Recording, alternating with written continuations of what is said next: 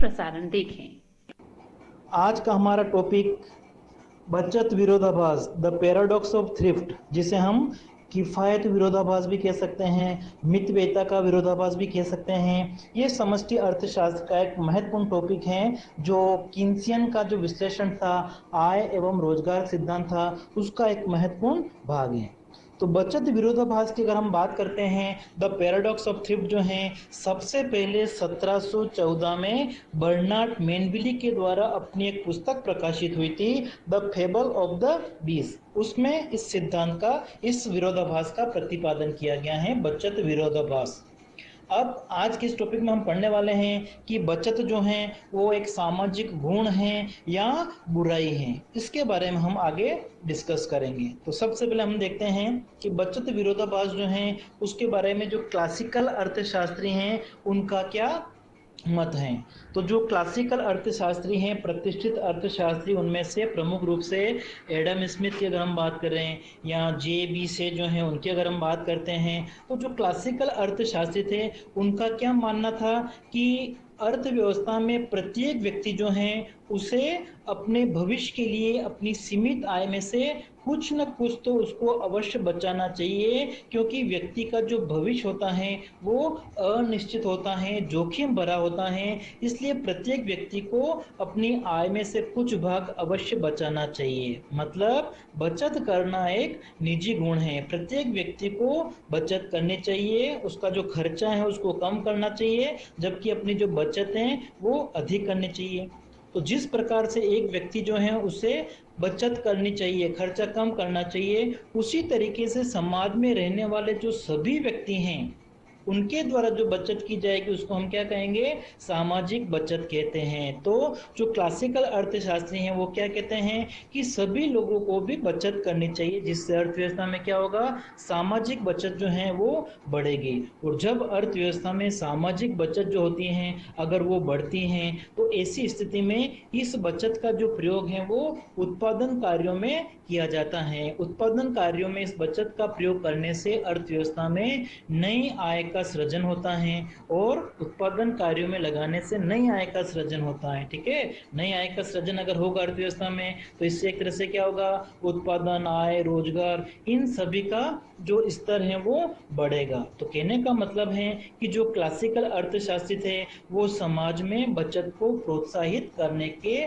समर्थक माने जाते हैं। ठीक है, क्लासिकल अर्थशास्त्री क्या मानते थे कि अर्थव्यवस्था में लोगों को बचत करनी चाहिए। बचत एक तरह से सामाजिक गुण होता है, जब लोगों के द्वारा बचत की जाती है तो अर्थव्यवस्था में आय, उत्पादन, रोजगार का जो स्तर है वो एक तरह से बढ़ेगा। ये तो हो गया हमारा क्लासिकल अर्थशास्त्रियों का मत। दूसरा मत हम देखेंगे कि जो किन्स हैं उसका क्या मानना था। तो किन्स का मानना था कि यदि अर्थव्यवस्था में सभी लोग बचत करने लग जाते हैं तो बचत एक तरह से क्या है, सामाजिक बुराई है।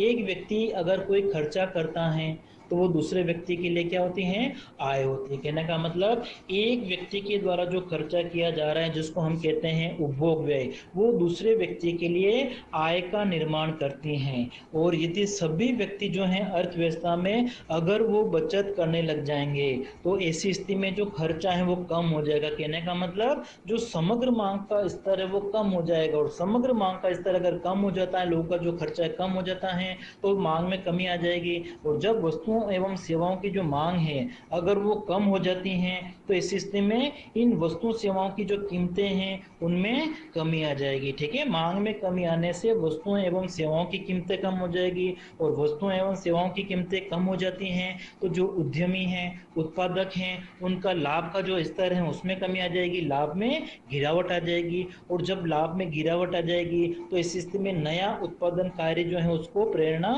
नहीं मिलेगी। मतलब अर्थव्यवस्था में उत्पादन और रोजगार का जो स्तर है उस पर प्रतिकूल प्रभाव पड़ेगा। इसलिए इनका मानना है कि जो बचत हैं वो एक तरह से सामाजिक बुराई होती हैं।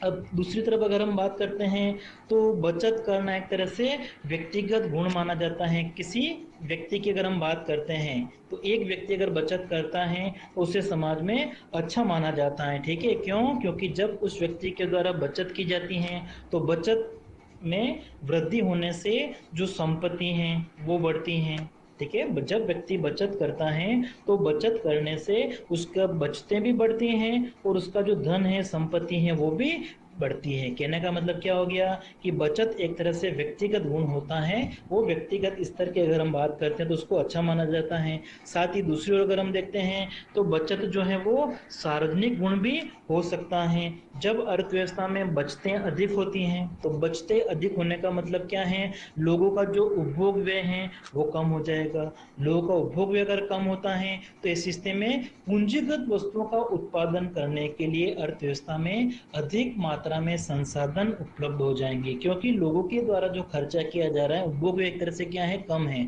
तो उपभोग व्यय कम है, इसका मतलब क्या हो गया, पूंजीगत वस्तुओं का उत्पादन करने के लिए जो संसाधनों की मात्रा होगी वो अर्थव्यवस्था में बढ़ जाएगी, और संसाधनों की मात्रा अगर बढ़ जाएगी तो इस स्थिति में क्या होगा, आय, उत्पादन, रोजगार, इन सब का जो स्तर है वो क्या बढ़ेगा। ठीक है, आय, उत्पादन, रोजगार का जो स्तर है वो बढ़ेगा, क्योंकि जब व्यक्ति बचत अधिक करता है, उपभोग के ऊपर कम खर्चा करता है, तो इस स्थिति में पूंजीगत वस्तुओं का उत्पादन करने के लिए अर्थव्यवस्था के पास में जो संसाधन है वो अधिक उपलब्ध हो जाते हैं। लेकिन किन्स क्या कहता है कि यदि बचतों में वृद्धि के साथ साथ में निवेश करने की जो प्रवृत्ति है अगर वो अधिक होती है बचतों में वृद्धि की तुलना में, तभी ये एक सामाजिक गुण होगा।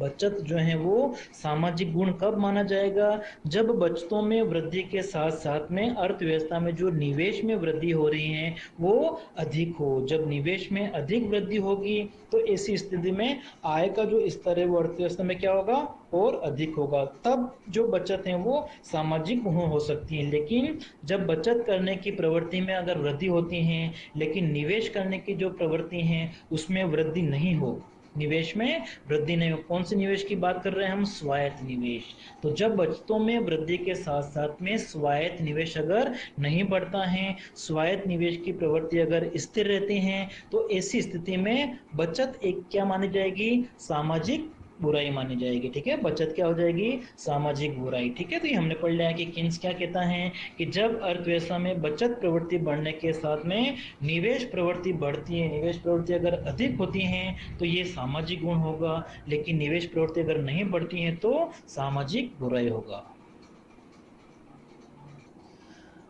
अब हम देखिए इस स्थिति को एक रेखा चित्र के माध्यम से समझने का प्रयास करते हैं। तो सबसे पहला हमारा जो रेखा चित्र इसको अगर हम देखते हैं तो ओ वाई अक्ष पर हमने बचत और निवेश लिया है, जबकि ओ वाई स्तर पर आय का स्तर, राष्ट्रीय आय का स्तर कह सकते हैं हम, जीडीपी का स्तर कह सकते हैं।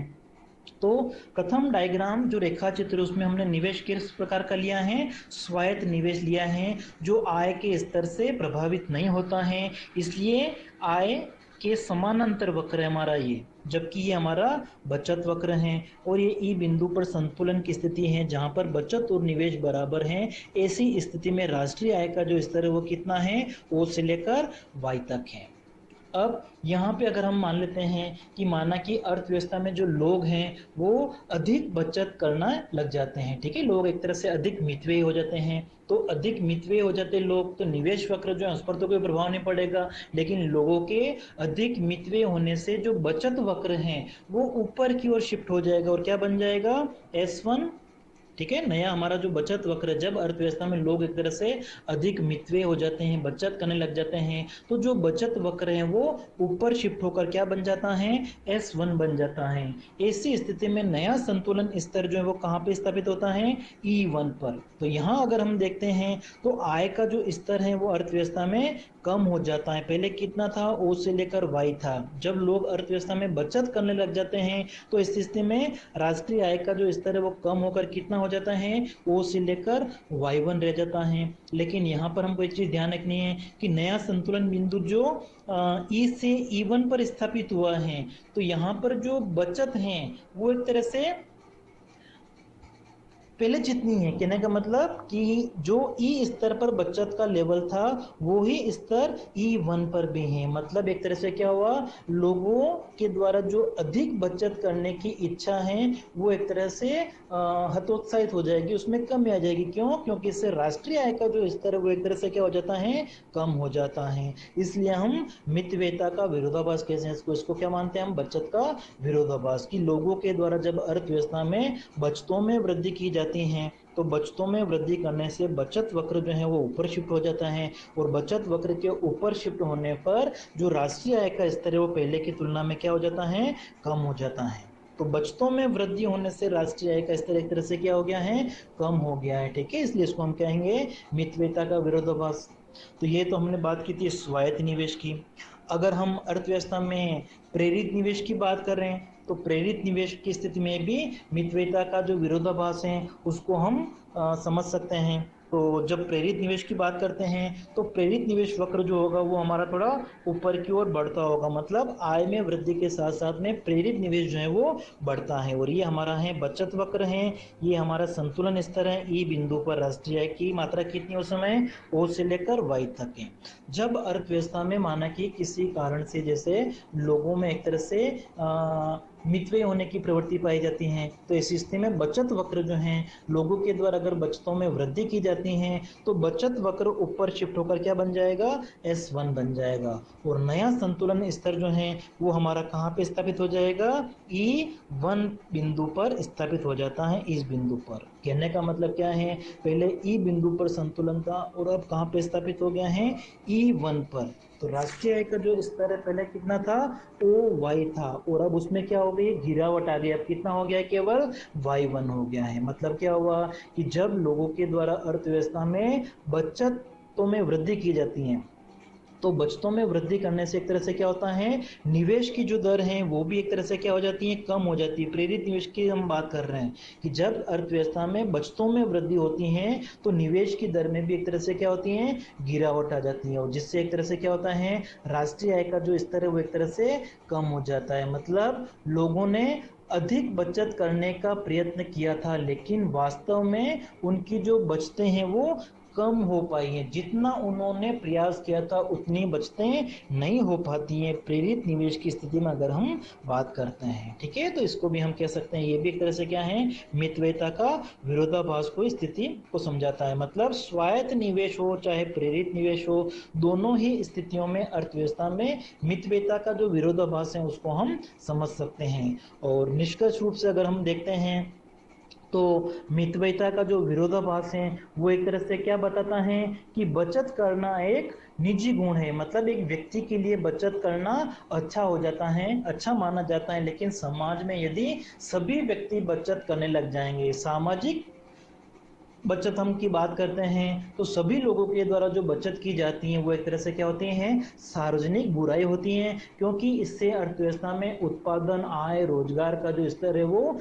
घटता है, राष्ट्रीय आय का स्तर घटता है। तो बचत एक तरह से निजी गुण है। एक व्यक्ति बचत करता है तो उसके लिए इससे धन में उसकी वृद्धि हो सकती है, संपत्ति में वृद्धि होती है, लेकिन यदि अर्थव्यवस्था में सभी लोग बचत करने लग जाएंगे तो इससे राष्ट्रीय आय का जो स्तर है, GDP का स्तर है, वो घट जाता है।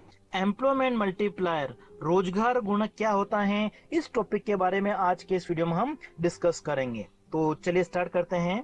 देखिए, जब हम मैक्रो इकोनॉमिक्स पढ़ते हैं तो उसमें जो मल्टीप्लायर का कॉन्सेप्ट है वो बहुत ही एक तरह से यूजफुल है, बहुत ही ज्यादा उपयोगी है। 1931 में सबसे पहले मल्टीप्लायर के बारे में जो कंसेप्ट दिया था वो किसने दिया था, RF काहन ने। और RF काहन ने जो मल्टीप्लायर दिया था वो कौन सा था, एम्प्लॉयमेंट मल्टीप्लायर था, रोजगार गुणक था। तो यहाँ पे आपको ध्यान रखना है कि गुणक के बारे में सबसे पहले जो अवधारणा है, ठीक है, मल्टीप्लायर का जो कंसेप्ट है सबसे पहले किसने दिया था, RF काहन ने। और कब दिया था, 1931 में। अब देखिए, RF काहन ने जो मल्टीप्लायर दिया था वो किस प्रकार का था, रोजगार गुणक कहा जाता था उसको, एम्प्लॉयमेंट मल्टीप्लायर कहा जाता था। क्लियर हो गया कि मल्टीप्लायर का जो कंसेप्ट है सबसे पहले RF काहन ने 1931 में दिया था, और उन्होंने जो मल्टीप्लायर दिया था वो कौन सा था, एम्प्लॉयमेंट मल्टीप्लायर था, रोजगार गुणक था। और इसी कंसेप्ट का यूज करते हुए प्रोफेसर किन्स ने बाद में इन्वेस्टमेंट मल्टीप्लायर, जो निवेश गुणक की जो अवधारणा है जो किन्स ने दी थी, उसके लिए भी उन्होंने एक तरह से RF काहन का जो ये रोजगार गुणक था उसी का उन्होंने यूज किया था। तो प्रोफेसर किन्स ने एम्प्लॉयमेंट मल्टीप्लायर का यूज करते हुए बाद में 1936 में जैसे इन्वेस्टमेंट मल्टीप्लायर, जो निवेश गुणक का जो कंसेप्ट था वो उन्होंने दिया था। इस वीडियो में हम केवल रोजगार गुणक क्या होता है, एम्प्लॉयमेंट मल्टीप्लायर क्या होता है, उसी को हम डिस्कस करेंगे। देखिए सबसे पहले अगर हम इसकी परिभाषा की बात करें, डेफिनेशन की, तो रोजगार गुणक क्या होता है कि प्राथमिक रोजगार में परिवर्तन होने से कुल रोजगार में कितना परिवर्तन होता है उसका अनुपात। क्लियर हो गया? कुल रोजगार में कितना परिवर्तन हुआ, कुल रोजगार में परिवर्तन अपॉन प्राथमिक रोजगार में परिवर्तन। यहाँ पे प्राथमिक रोजगार का मतलब क्या है, जो प्राथमिक कार्य हैं, जैसे मजदूर लोग जो हैं, श्रमिक हैं, उनको सार्वजनिक निर्माण के जो कार्य हैं उनमें जब लगाया जाता है, ठीक है, जो सार्वजनिक निर्माण के कार्य होते हैं, जैसे कि सड़कें बनाना हो गया, बांध बनाना हो गया, नालियां बनाना हो गया, नहरें बनाना हो गया, तो इस प्रकार के जो सार्वजनिक निर्माण के कार्य हैं, जब मजदूरों को इन कामों में लगाया जाता है तो इस प्रकार लोगों को रोजगार मिलता है। तो इस रोजगार को हमने क्या नाम दिया है, प्राथमिक रोजगार। ठीक है, आर एफ काहन ने क्या कहा था कि प्राथमिक रोजगार क्या होता है, जब मजदूर लोगों को सार्वजनिक निर्माण के कार्यों में लगाया जाता है, जैसे सड़कें बनाना हो गया, नालियां बनाना हो गया, नहरें बनाना हो गया, बांध बनाना हो गया, तो इस प्रकार के जो कार्य हैं उनको क्या कहा जाता है, एक तरह से प्राथमिक रोजगार कहा जाता है।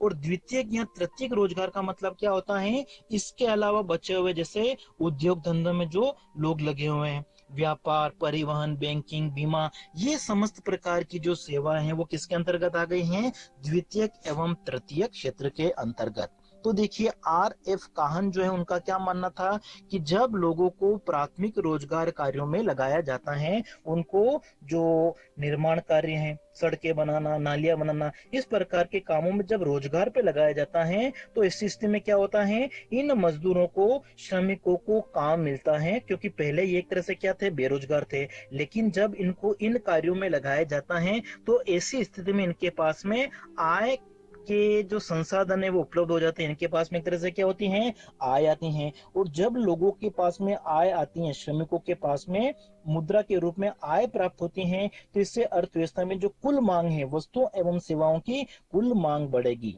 और कुल मांग बढ़ने का मतलब यहाँ पे जो उपभोक्ता वस्तुएं हैं उनकी मांग बढ़ेगी।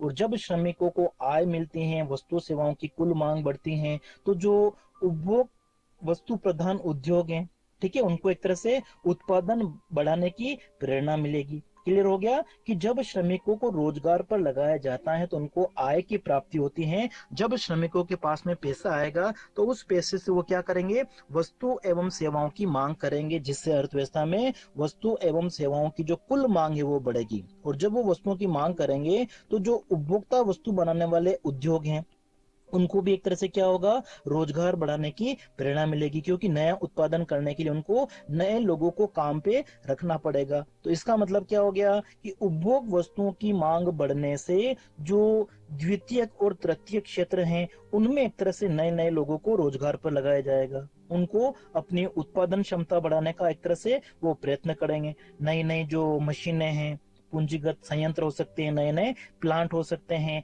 ये स्थापित करने की उनको एक तरह से क्या होगी, प्रेरणा मिलेगी। और ये जब प्रेरणा मिलेगी, नए वो प्लांट लगाएंगे, नए उद्योगों की स्थापना करेंगे, तो जो औद्योगिक क्षेत्र हैं वहां पर भी एक तरह से क्या होगा, खुशहाली का माहौल होगा, मतलब वहां पर भी एक तरह से नया उत्पादन बढ़ाने को प्रेरणा मिलेगी। और जिससे क्या होगा, जो सेवा क्षेत्र होता है, जैसे बैंकिंग हो गया, परिवहन हो गया, व्यापार हो गया, इन क्षेत्रों का भी एक तरह से क्या होगा, विस्तार होगा। और जब इन क्षेत्रों का विकास होगा, ठीक है, औद्योगिक क्षेत्र हो गया या सेवा क्षेत्र हो गया, बैंकिंग, परिवहन, व्यापार हो गया, तो इनमें भी लोगों को एक तरह से अधिक लोगों को काम पर रखने की प्रेरणा मिलेगी, लोगों को काम पे रखा जाएगा। तो इसका मतलब क्या हो गया कि प्राथमिक क्षेत्र में जब लोगों को काम पे रखा जाता है तो प्राथमिक क्षेत्र में रोजगार देने से द्वितीयक और तृतीयक क्षेत्र में भी रोजगार में वृद्धि होती है। और ये जो प्रक्रिया है वो एक तरह से क्या होती है, निरंतर चलती रहती हैं। इसी को एक तरह से क्या कहा जाता है, रोजगार गुणक। मतलब प्राथमिक क्षेत्र में रोजगार देने से आगे भी दूसरे क्षेत्रों में भी नए रोजगार देने की प्रेरणा मिलती है, जिसको आर एफ काहन ने क्या कहा था, रोजगार गुणक कहा था।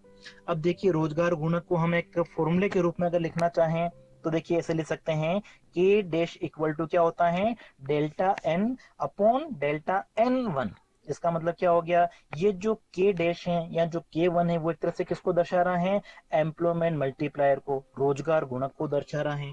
यहाँ पर डेल्टा एन का मतलब क्या है, जो टोटल एम्प्लॉयमेंट है उसमें कितना चेंजेस हो रहा है, कुल रोजगार में जो परिवर्तन हुआ है, डेल्टा एन।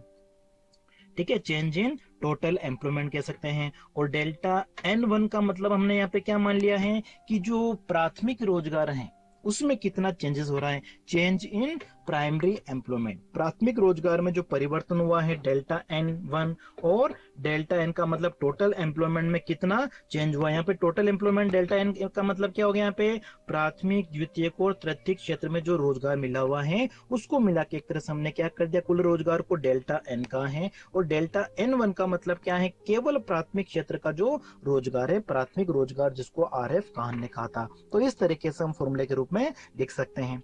अब देखिए इसको हम एक एग्जांपल लेके समझने का प्रयास करते हैं कि माना कि सार्वजनिक निर्माण के जो कार्य हैं उसमें 10 लाख अतिरिक्त व्यक्ति नियुक्त किए जाते हैं। ठीक है, नए जो मजदूर है काम करने वाले, उनको प्राथमिक क्षेत्र में या जो प्राथमिक उद्योग हो गए हमारे यहाँ, सार्वजनिक निर्माण के जो कार्य हैं उसमें 10 लाख लोगों को रोजगार पे रखा जाता है। तो इससे क्या होता है, अर्थव्यवस्था में जो द्वितीय क्षेत्र है, जो तृतीय क्षेत्र है, उसमें भी एक तरह से रोजगार बढ़ के कुल रोजगार की जो मात्रा है वो बढ़ के कितनी हो जाती है, 60 लाख। ठीक है, केवल सार्वजनिक निर्माण के जो कार्य हैं, प्राथमिक रोजगार जो है उसमें 10 लाख लोगों को अगर रोजगार दिया जाता है तो इससे माना कि अर्थव्यवस्था में कुल रोजगार की जो मात्रा है, प्राथमिक द्वितीयक और तृतीयक तीनों की मिला के वो कितनी हो जाती है, 60 लाख की अगर वृद्धि हो जाती है। तो ऐसी स्थिति में यहाँ पर रोजगार गुणक कितना होगा, तो इसको हम इस फॉर्मूले से कैलकुलेट कर सकते हैं। के डैश इक्वल टू क्या होता है, delta n upon delta n one.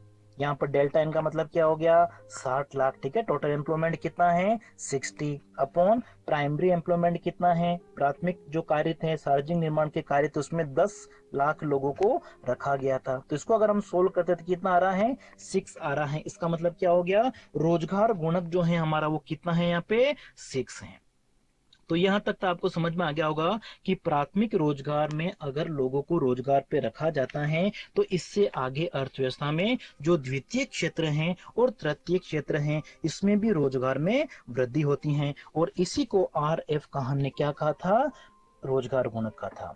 अब देखिए प्रोफेसर किन्स का जो इन्वेस्टमेंट मल्टीप्लायर था, निवेश गुणक था, उसके साथ में अगर हम तुलना करें तो RF काहन जो थे उन्होंने क्या बताया कि श्रम की उत्पादकता उत्पादन के सभी स्तरों पर अगर समान है तो इस स्थिति में क्या होगा, जो किन्स का निवेश गुणक है और RF काहन का जो रोजगार गुणक है वो दोनों क्या होंगे, बराबर होंगे। ठीक है, श्रम की उत्पादकता का स्तर उत्पादन के सभी स्तरों पर अगर वो समान रहती हैं, जैसे कि अर्थव्यवस्था में पूर्ण रोजगार का स्तर आ जाता है, तो पूर्ण रोजगार से पहले हम नए श्रमिकों को रखते हैं, लेकिन उत्पादन क्या होता है, उसी अनुपात में बढ़ता है जिस अनुपात में हम रोजगार को बढ़ाते हैं। तो श्रम की उत्पादकता यहाँ पे उत्पादन के सभी स्तरों पर क्या है, समान है। और जब ऐसा होता है तो इस स्थिति में क्या होगा, जो निवेश गुणक है किन्स का के और जो रोजगार गुणक है हमारा RF काहन का के डैश, ये दोनों क्या होंगे, बराबर होंगे। लेकिन यदि उत्पादन का जो स्तर है या उत्पादन में घटते हुए उत्पादन की स्थिति अगर लागू हो रही है तो इस स्थिति में क्या होगा,